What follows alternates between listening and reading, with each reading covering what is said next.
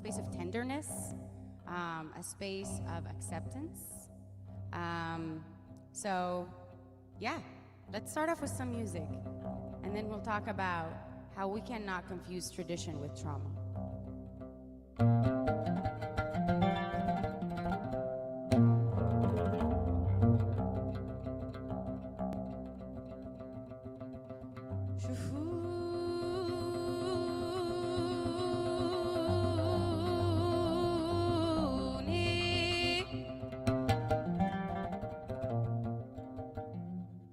يا يما شوفوني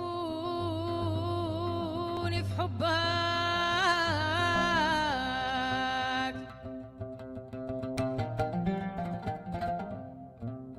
يا يما شفت الحبايب،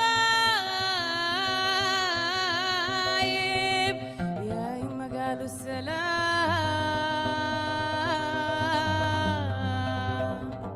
يا يما قالوا السلام.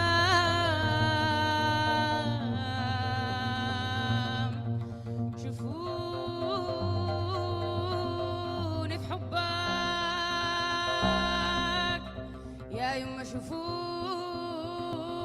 في حبك أخوض أمواج، أخوض أمواج، أمواج البحر بدون قيود، بدون عيب، بدون قيود، بدون عيب. يا يما شفت الحبايب،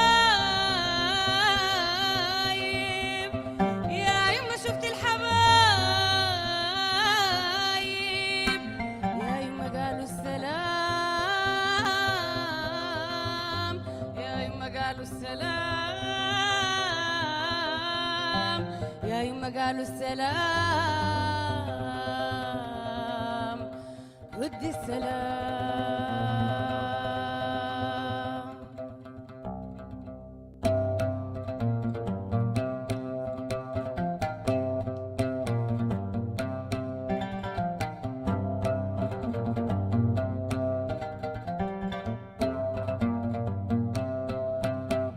شفتوا الحبايب قالوا السلام، قالوا السلام، ردوا السلام. شفتوا الحبايب قالوا السلام، قالوا السلام، ردوا السلام. أهلا نيل تلموا، أهلا نيل تلموا، أهلا نيل تلموا، أهلا نيل تلموا.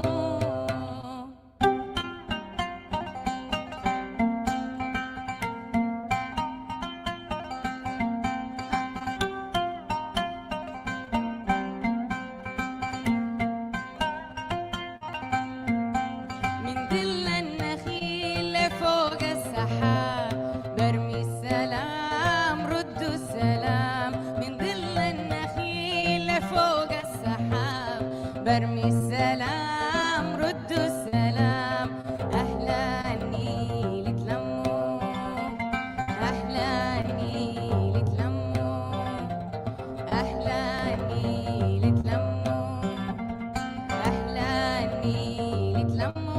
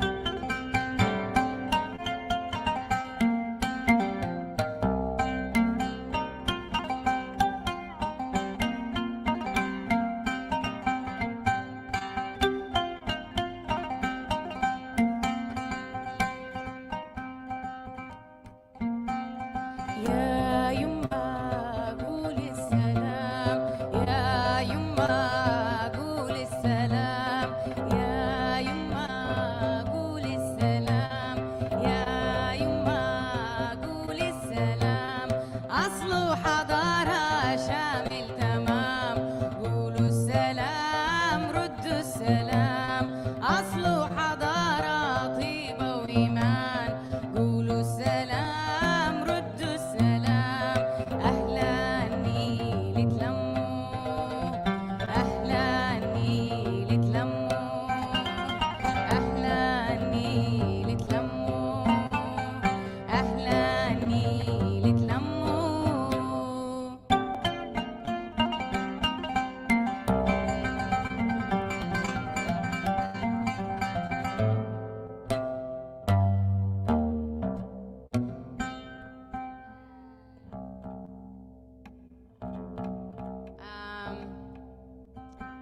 This last song was called Salam Nubia. I wrote it many years ago. While I was, where was I when I wrote this song? Oh, I wrote it while I was with the Nile Project. So we took this song to Kenya, actually, and all over East Africa. It was exciting. This next song is called Ayyan Taban. I learned it while working on a project called Beats of the Antonov, which you can find online if you want to watch it. It was a documentary filmed by Hajjaj Kukka, the Sudanese filmmaker, about war, music, and identity in Sudan. And we visited a refugee camp called Yusuf Batil, where I learned this song from 3 little girls who wrote it themselves. So this song is called Ayyan Taban, Sick and Tired with Love. Shout out to Muna and all of her friends and all my family at Yusuf Batil camp. I hope we all go home together again.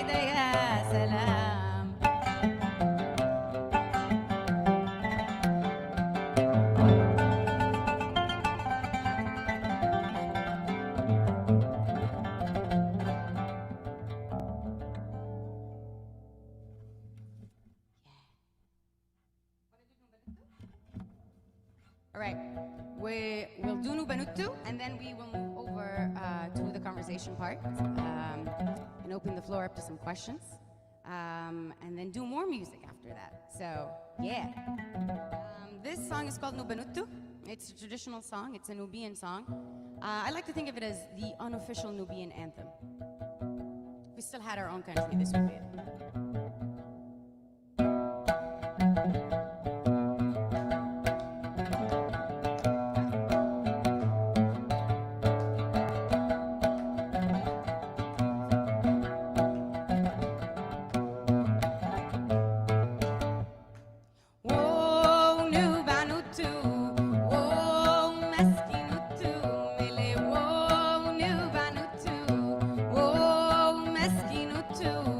No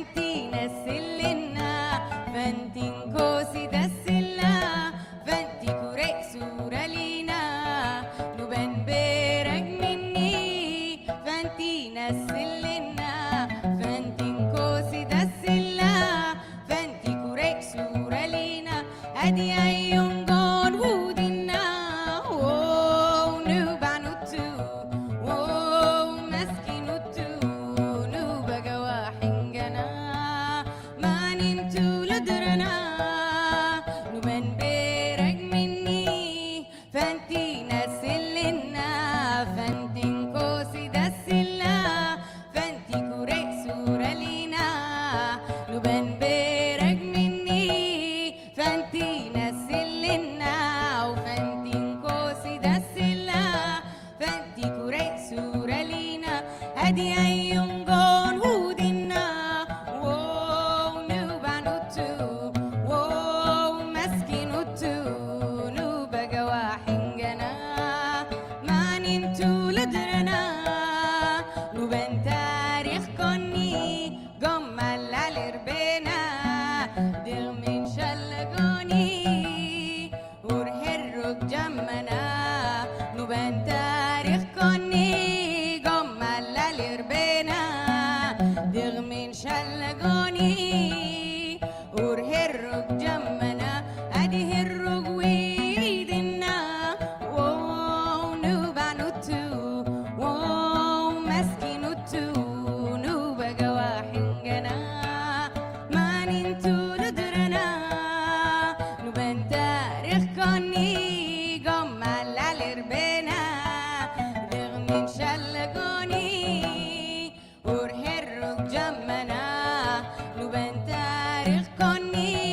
قمال الربنا دغ من شلقوني ورهرق جمنا أدي هرق ويدنا نوبانوتو مسكينوتو نوبقى واحنجنا ما ننتو لدرنا نوبانو بيننغوني جمع فواحنجلوني أصل الشبلتوني كتل ويرا ملوني أصل الشبلتوني يركل ويرا ملوني وأصلنا ويرا ملوني لغينا وحلفنجون وتومسنجون ومحاسنجون ضناجلنجون وخرطومجون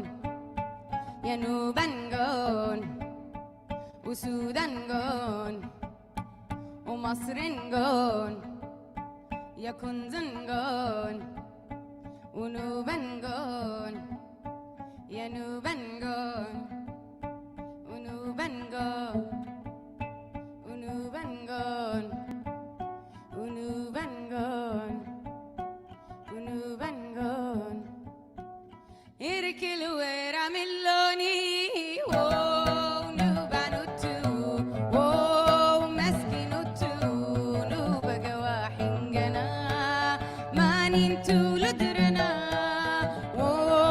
نوبانوتو مسكينوتو نوبقى واحنجنا. So let's start talking and chatting. Thank you if you just tuned in. My name is Alsarah, that is Brandon, and we're gonna cover his face because he's not important right now. Just kidding. It's Juneteenth. If I don't make fun of white people today, what other day am I gonna do it? Oh wait, every day. Every day is a good day for that. That's right. Just kidding.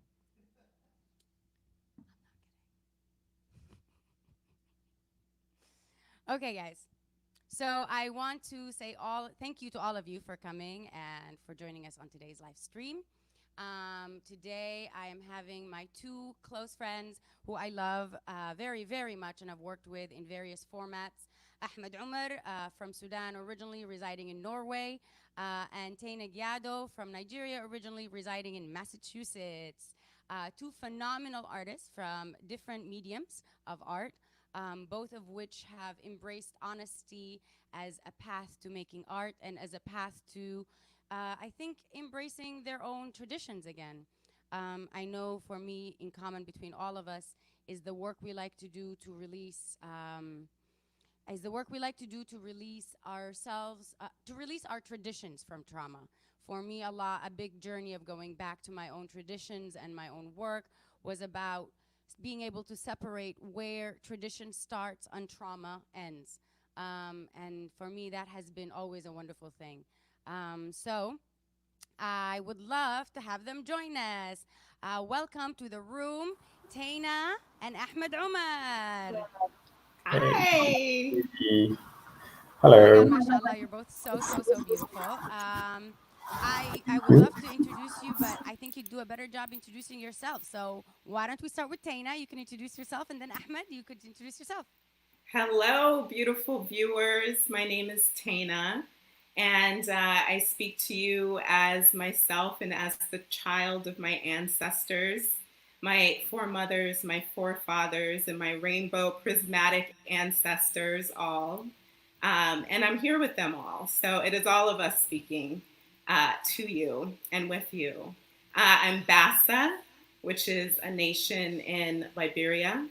And I'm also Tiv, which is the Benue state of Nigeria. And yes, there's so much one could say. But before I say anything else, I want to say that each of you watching is sacred, holy, and necessary for this world, for this creation, actually. That's where I always begin. So in all of the things that I do, fundamentally, I'm here to carry a message that's about inner liberation, that's about freeing up your magic, that's about dispelling and disavowing ourselves of the illusions that have had us forget how powerful we are and how much we are the fabric of all that is. So I work in service of that inner liberation of all of my queer and trans African family. I love you all. I love you all. I love you all. Wherever you are, whoever you are, I love you. We love you, Taina. So with that said, that's the groundwork. Alsarah, I so love what you said about releasing our traditions from trauma. I work, my primary work for inner liberation is really supporting and facilitating the healing of our people. And I do that as a therapist. But you know, therapy is just, it's an access point to be able to engage with folks who may not have any other access points, to get that message that tells them who you are is absolutely right, correct, and essential, right? So that's how I see my role in therapy. I'm a body-based therapist. I'm an energy worker. And I also support folks doing spiritual readings and spiritual healings and that sort of thing. And I'm an artist. I write and I perform a show called Coming Out Muslim Radical Acts of Love, which is about my own experience of the intersections of faith and sexuality, Islam in particular. So I think I can leave it there. I'm so happy to be here. I'm so happy. Ahmed, we haven't met, but you're so beautiful. Alhamdulillah, I'm so grateful to be in the space with you. And Alsarah, you know I love you, girl. You know I love you. Too many years of love. Let's turn it over to Ahmed. Ahmed, tell us about you. What an introduction, Taina and Sarah. First, I want to say hi to everyone. I'll start with you and everyone watching us. My name is Ahmed. I am from Sudan and I'm a visual artist, or also I can call myself a visual activist. My work is based in my own story and my experience in living in a society that is constructed around religion and strict traditions. And through my work, I am trying to find my own voice and re-narrate my life in the way I see it, not in a different person's narrative. My works I use multiple techniques from performance, ceramics, sculptures in general, jewelry, and painting. And yeah, basically everything that I get my hands on, and I feel that it can transform my story, I work with. And yeah, so it's just an attempt to find my uncensored voice. That is a beautiful thing. Thank you, Ahmed, for that very concise and brief introduction. Ahmed also does a lot of brilliant work on documenting through the visual lens a lot of untold stories. I'm particularly fascinated by the work you do, the portrait project you do in photography, also the performance art project that I did. If you don't have a family, make your own out of clay. I thought with clay. Yeah. That was one of the most powerful artistic performances I've ever been to. Besides also Taina's reading of Coming Out Muslim, which I think she attests to. I literally had a nervous breakdown in the middle of, because it's so rare sometimes the idea of representation is so political already, the world that we live in, and the way we have learned to even censor our own stories and our own narratives when speaking to ourselves and speaking to each other is a space of internal shame, and that shame comes from fear, and that fear to me is inherited from colonialism in a real direct way.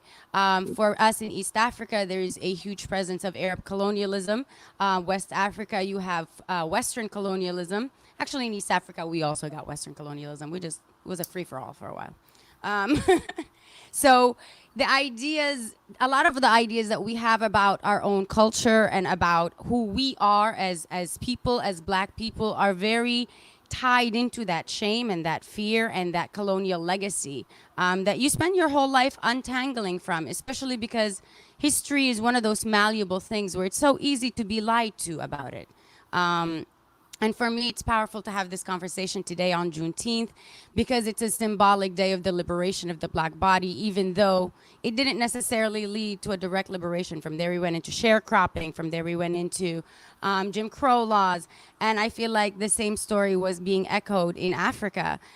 So for me, the global liberation of Blackness is very much tied in together.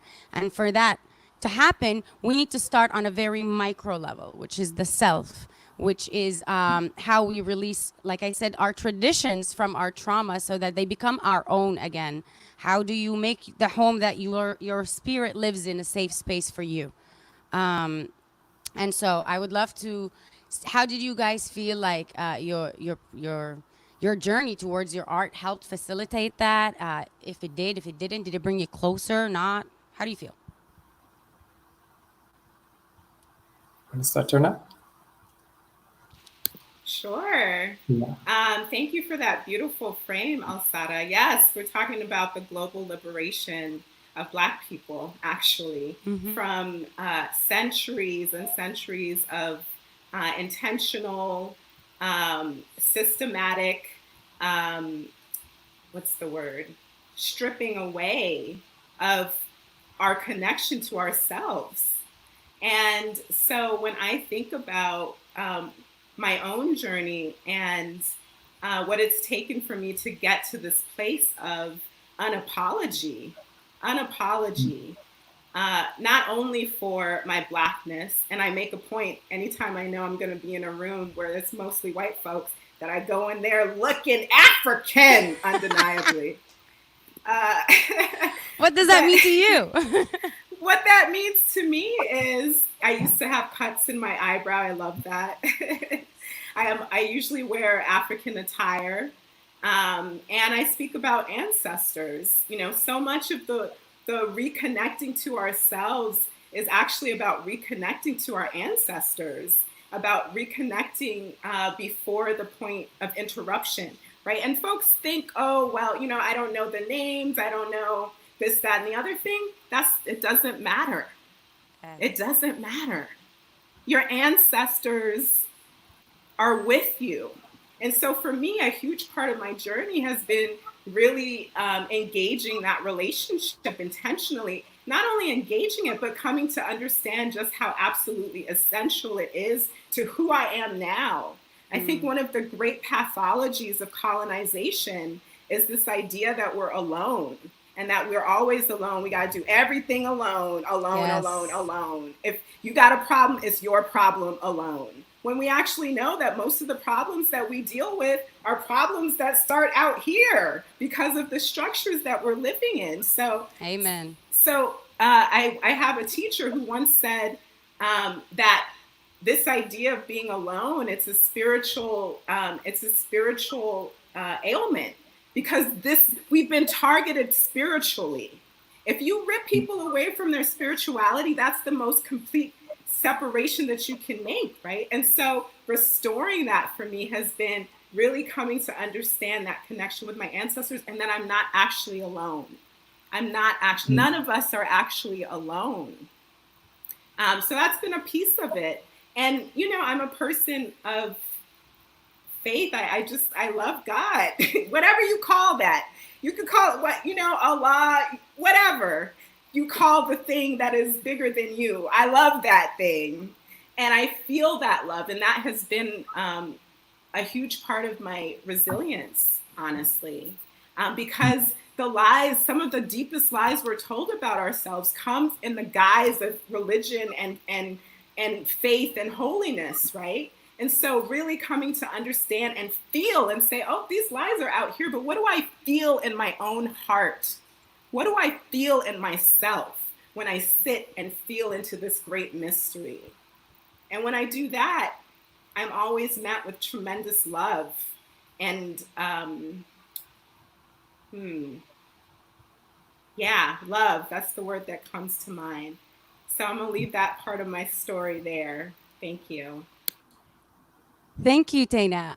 I love the fact that you spoke also about the lies that are transmitted to us through religion, because for a lot of us also the trauma is in religion. I'd love to kick the ball over to Ahmed Umar if you want to speak about that, especially in the role of Islam in Sudan.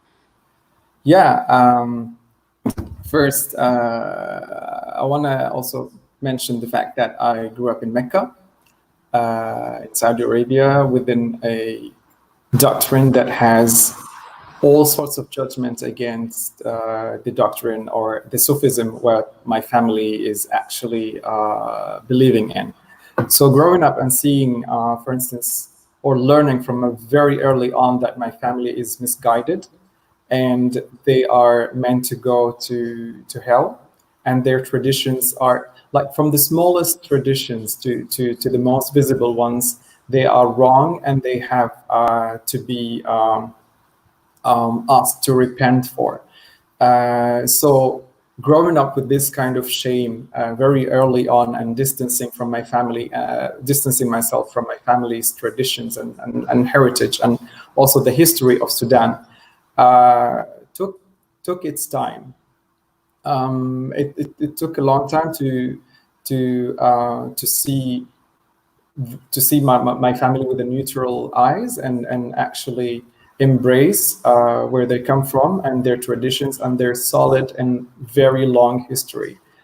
An example of that is the amulets, and I had a big installation that I made out of amulets, and I learned at school that amulets are, if you use an amulet or believe in an amulet that it will protect you spiritually or physically, then you are committing one of the most grave sins.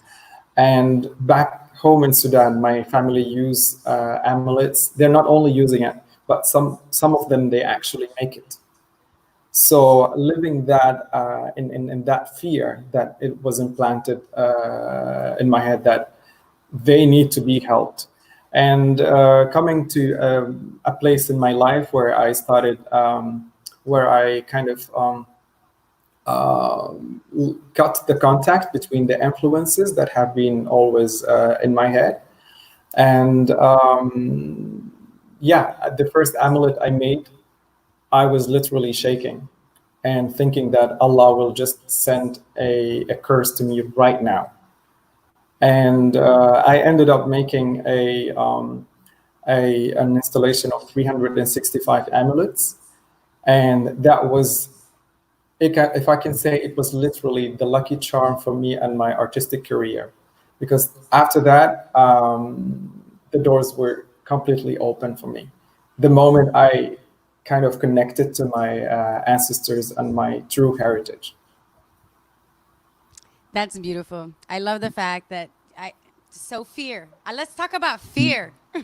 Yeah. Let's talk about fear, because fear is the mind killer, you know? And so much of our history that's passed down to us is wrapped up in shrouds of fear. And a lot of that fear comes from a lack of knowledge, to me.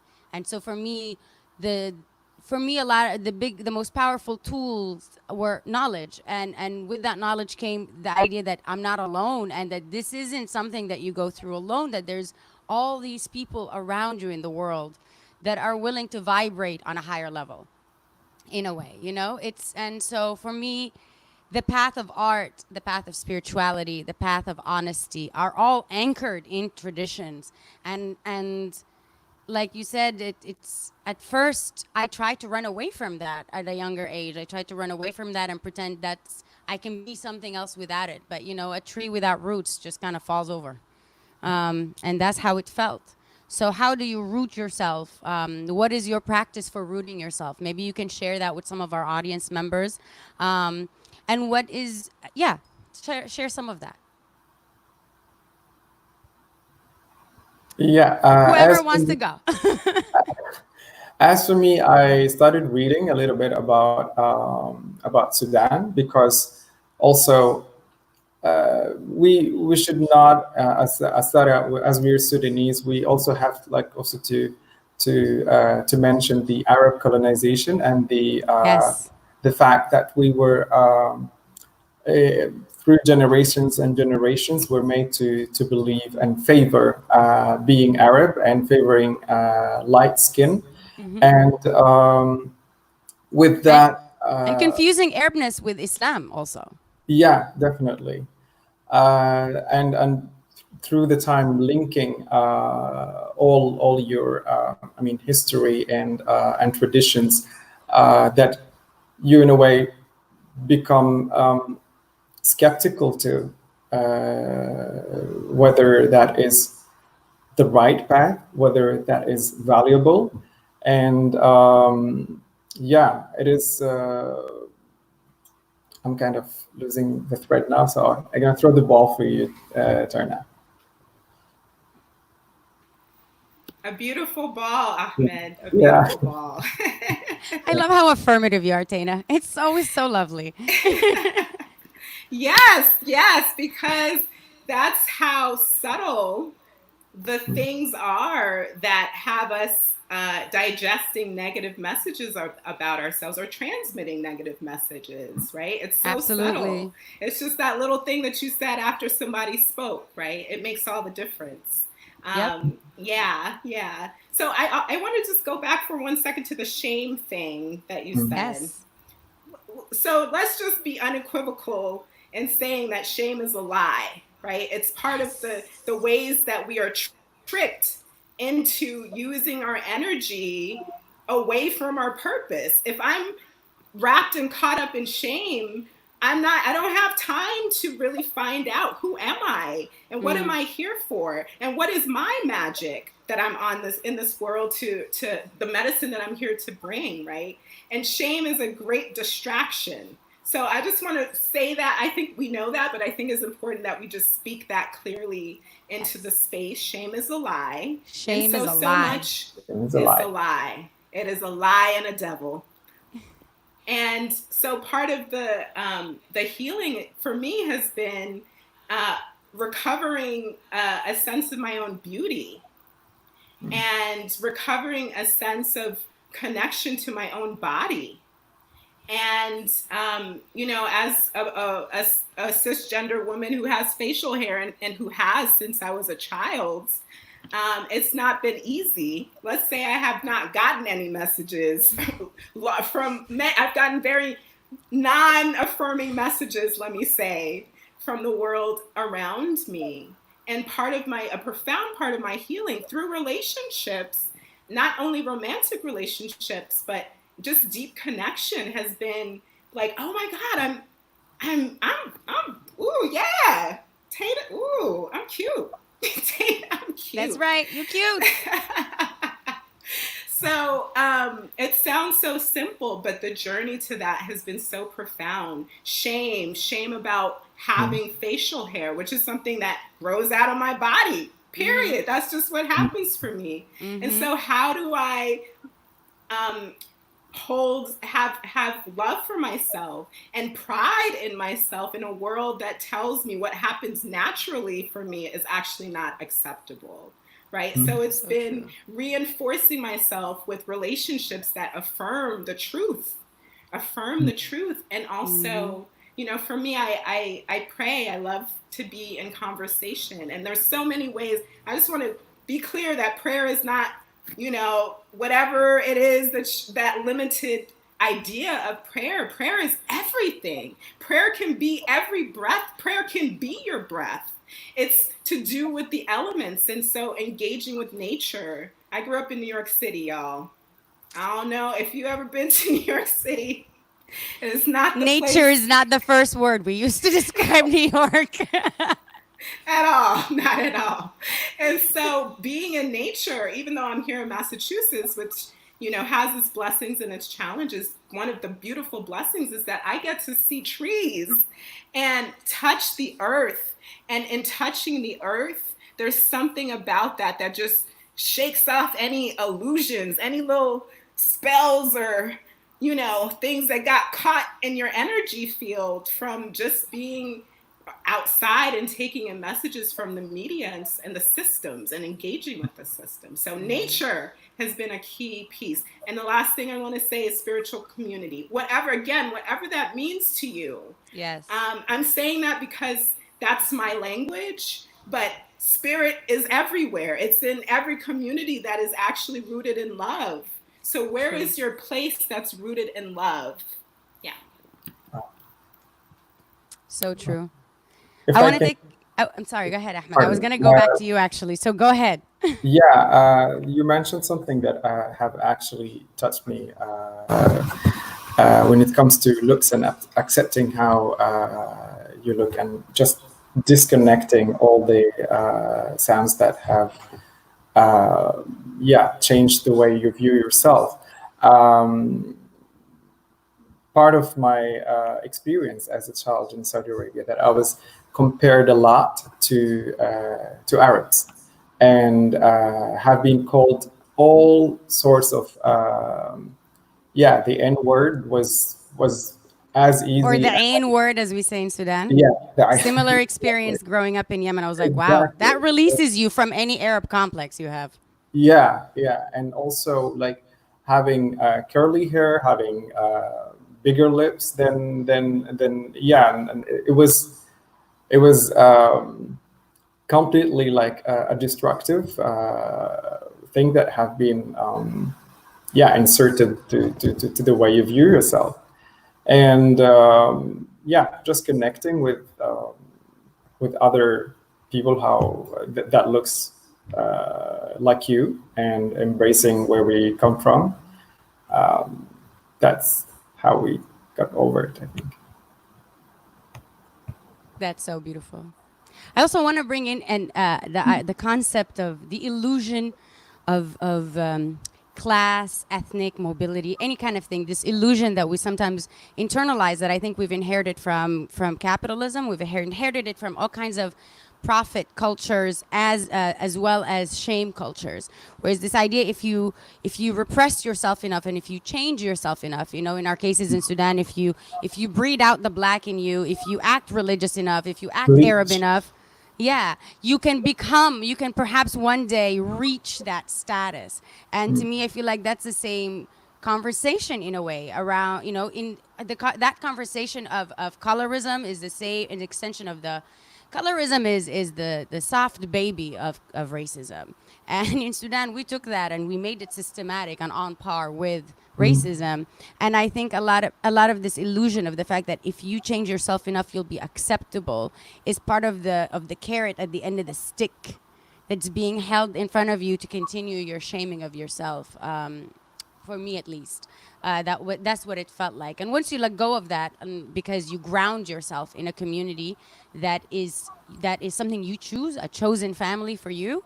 And that can look so many different ways, and it can be a global thing. This is the magic of having access to internet now, and the magic of having access to information and others. We can choose our community, and we can choose to find support when we can. You know, I understand the circumstances are obviously different in different ways, and privileges around communication are different. But the idea of also releasing ourselves from this illusion of mobility. Like you said, shame is a lie. And part of that lie is this idea that if you shame yourself enough, you could become something more acceptable. Whereas the most magical part of us is the stuff that sets us apart. That's what makes you special. So I want to add that by also saying, you know, and if you support your community and you support your people, put your money where your mouth is. Show up for folks. Don't be that person. If you want to be an ally, don't be that person who's an ally but silent in the room while things are being said. Talk to your family. Talk to your friends. Challenge microaggressions actively. Actively. We are in that time period. Change is here. It's time. Let us create the world we want to see. So thank you guys so much for joining us. I think we only have about 15 minutes left, and I wanna leave room for some questions, and I wanna see if you guys want to say anything else. Does anyone want to add anything? I just want to say give me one moment. Take your time, babe. Thank you. I just want to speak a prayer. And again, if that's a word that has energy around it for you, I ask you to just set that aside for the moment. But my prayer for you, for all of us, is that you find your way home to yourself.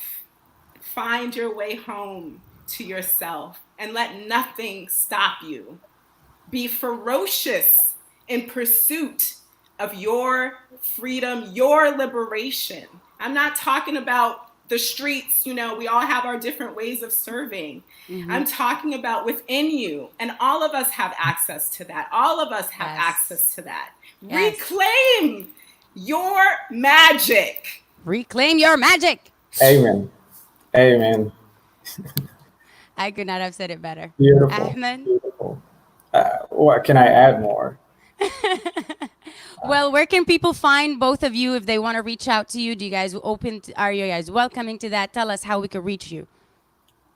I'm reachable on both Instagram and Facebook. My Facebook is Ahmed Omar, the same as I wrote it here. And on Instagram, it's Art by Ahmed Omar. You can also check my website, which is ahmedomar.com. Beautiful. So I'm gonna be honest, y'all. If you know me, I don't really mess with social media. So I have Instagram and all that, but you know, you're not really gonna get me that way. So Coming Out Muslim, hit that up. And you can also just hit me up at comingoutmuslim@gmail.com, and that'll get right to me.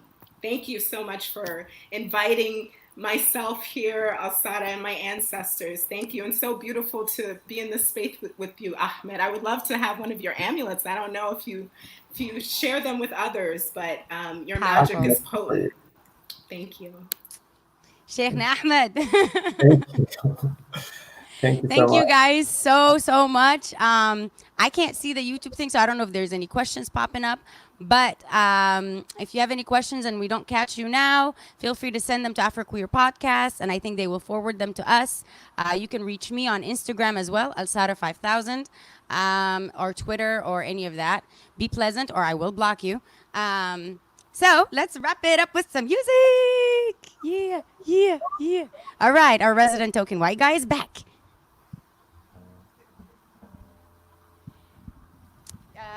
So since isolation and all of that good jazz, I've been like trying to learn new stuff. And one of my favorite composers, his name is Hamza Din, who to me is the father of the Nubian, the spiritual father of the Nubian diaspora, really. Writing in the diaspora before it was okay to write about nostalgia and coming home. He's a huge and important branch of the Ghani al-Auda, or the songs of return.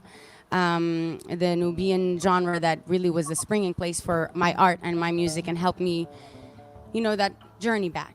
So it's all through music, because music is one of the most beautiful sonic historians in the universe. So let's give Dase Barama a try. You think we got this? Oh my goodness.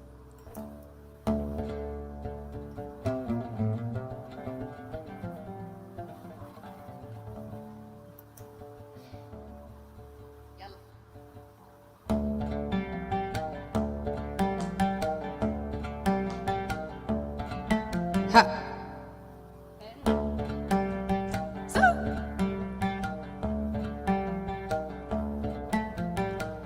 دس برا من دنیا شد مستود سما دسي هلال.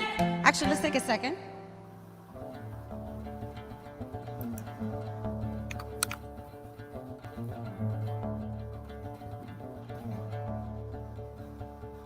Y'all, these buttons, so many buttons. Yeah.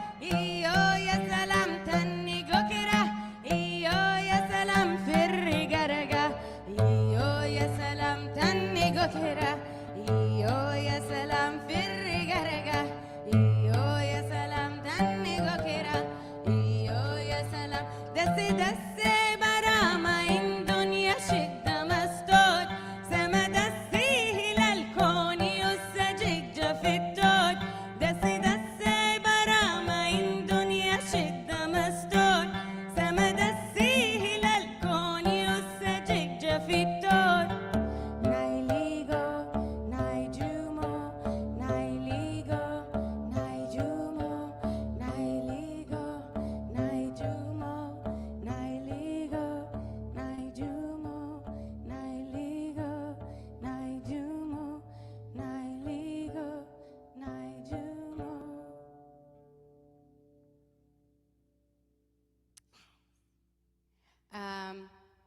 Again, thank you so much to Ahmed Umar and to Taina for joining us today, and to AfroQueer Podcast for having us. We're going to do one last song to close things with. This is a new song that's going to come out in our next album. It's called Ya Maryud, which literally means infinite love. And this song for me is inspired by a lot of the Sudanese Sufi styles of singing in terms of the approach to the lyrics of love in general, the idea of infinity, the idea of lack of shame. And so this song I wrote in honor of that. Yes. So let's have Brandon do his magic at the top, because Brandon has some real magic.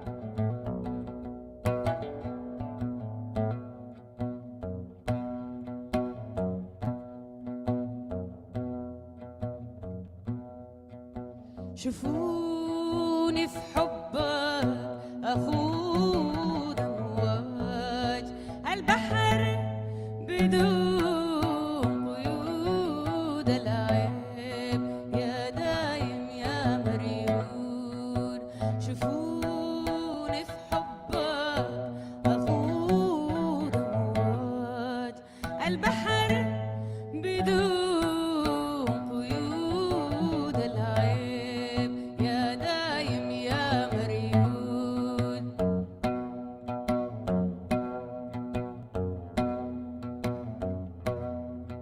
الكون في حضنك غرام يدوم الكون في حضنك غرام يدوم وكل سر للقمر مفتون وكل سر للقمر مفتون تردد أغاني الشجن والشوق تردد أغاني الشجن والشوق نغم في نغم لف الدنيا طيور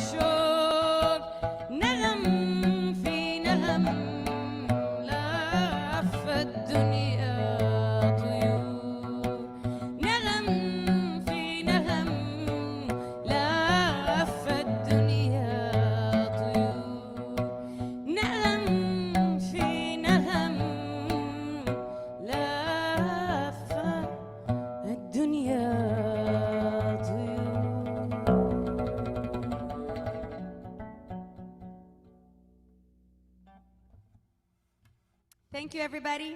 Happy Juneteenth. Here's to all of our collective freedom, and may we find home together again. This is Brandon Terzik on Oud.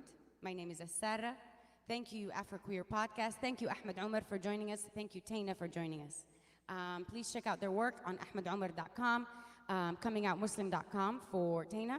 And you can find us on the internet, Alsarah and the Nubatones, or you can find me, Alsarah 5000, and you can find Brandon Terzik. See you guys.